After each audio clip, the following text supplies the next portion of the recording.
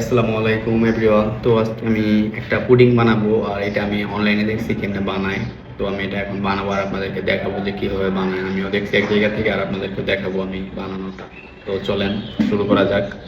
তো পুডিং বানানোর জন্য আমার যেটা প্রথমে লাগবে সেটা হচ্ছে দুধ আর ডিম। এই দুইটাই আমার কাছে আছে। আমি ফ্রিজ থেকে ডিম নিয়ে নিতেছি, বেশি না, 2টা ডিম নিব। আর হ্যাঁ, আমি পুডিংয়ের মধ্যে গুড় ইউজ করব, আর সেটা হচ্ছে খেজুরের। তো আমি যে রান্নাগুলো চলে আসছি দেখেন, এই যে আমার দুধটা গরম হয়ে গেছে, এখন শুধু ঠান্ডা করতে দিচ্ছি, আগে থেকেই গরম করে রাখছি এটা। তো আমি এই যে এখানে পানি নিয়েছি, পানি নিয়ে এটা রাইস কুকারে দিব কিছুক্ষণের জন্য। পুডিং বানানোর আগে পানিটা গরম করতে দিতেছি। এই যে দেখেন রাইস কুকারে এটা দিয়ে দিলাম, এটা কিছুক্ষণ গরম হোক। আর বাকি কাজগুলো এখন আমি করবো, সেটা হইতেছে ডিম মিক্স করা। তো ডিমটা মিক্স করার জন্য আমার বাসায় এরকম কিছু নাই, আমি কাঁটা চামচ দিয়ে মিক্স করবো। এই কাপ, কাপের মধ্যে আমি বানাবো, দেখবেন সুন্দর করে বানাবো। তো এখানে গুড় আছে, গুড়টা আমি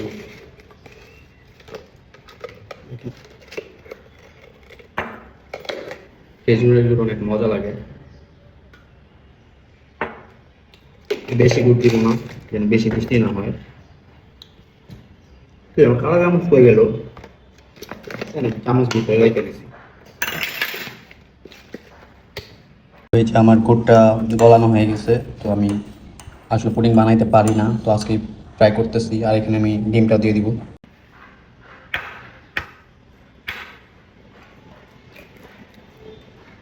তো আমি বেশি না, 2টা ডিম দিব, যেহেতু একদমই কম।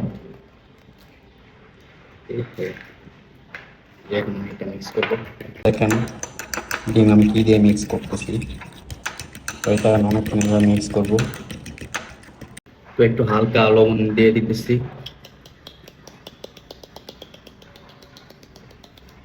কারণ লবণ না দিলে আবার মজা লাগবে না। এটা আমার অনেকটাই হয়ে গেছে, কিন্তু গুড়গুলা উপরে ভাসতেছে, দেখে আপনাদের যে দেখেন গুড়গুলা ভালো মতো গলতেছে না। আমি কি করবো এখন এটা? ঠিক আছে, এভাবে করতে থাকি, দেখা যাক কতক্ষণ করা যায়। তো আমার ডিম মিক্স করা হয়ে গেছে অনেকটা, এখন আমি এখানে দুধটা দিয়ে দিব। দুধ নিয়ে আসতেছি।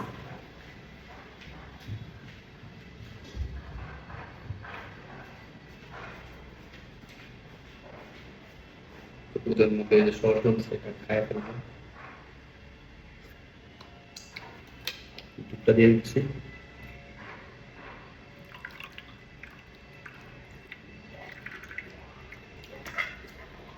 দুধ দেয় না, একদম অল্প দিচ্ছি।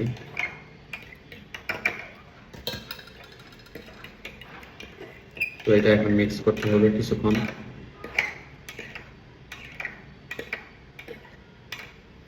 মিক্স করতে থাকি, আপনারা থাকেন।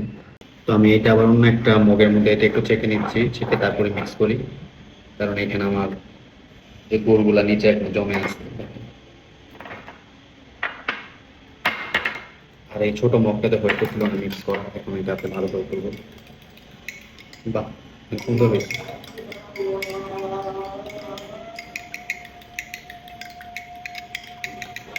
আর একটু দুধ দেই, একটু কম হয়ে গেছে।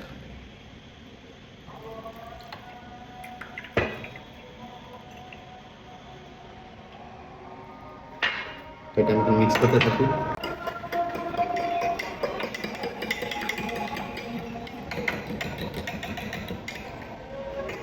মিক্স করা হয়ে গেছে। ভিডিও করতে করতে আমি আসল জিনিসটাই ভুলে গেছি, এখন আমাকে ক্যারামেল বানাইতে হবে। ক্যারামেল ছাড়া হবে কিনা জানি না, বাট ওটা বানাইতে হবে। এটা এখন বানাবো ক্যারামেল। আমি আসলে এর আগে ক্যারামেল কখনো বানাই নাই, জানি না কিভাবে বানাই। তো আমি এখানে পানির মধ্যে আমি চিনি দিয়ে দিছি, আমি সত্যি জানি না এইভাবে বানাই কিনা। তো এটা হইতে থাকুক, যেভাবে হোক হইলেই হয়েছে। তো আমি এখানে একটু হালকা কফি দিয়ে দিছি, কফি ছিল আমার বাসায়। কফির ফ্লেভারটা অনেক ভালো হয় নাকি ক্যারামেলে, আমি কফির ফ্লেভারটা দিতেছি। তো আমি বুঝলাম না এটা ফেনা ফেনা হয়ে গেছে কিনা। তো যাই হোক, এটা মনে হয়ে গেছে, তো আমি এখন নামাই ফেলবো। তো এই যে আমার ক্যারামেল হয়ে গেছে, একদম কটকরি আছে না, ছোটবেলায় খাইছিলাম, এই কটকরির মতো হয়ে গেছে। আমি এর আগে বানাই নাই, কেমন যেন গন্ধ করতেছে ডিম ডিম। তো আমার সবকিছু মিক্স করা হয়ে গেছে, এখন আমার ক্যারামেল বানানো হয়ে গেছে। আমি এটা এখন আবার একটু চাটনি দিয়ে ছেঁকে দিব।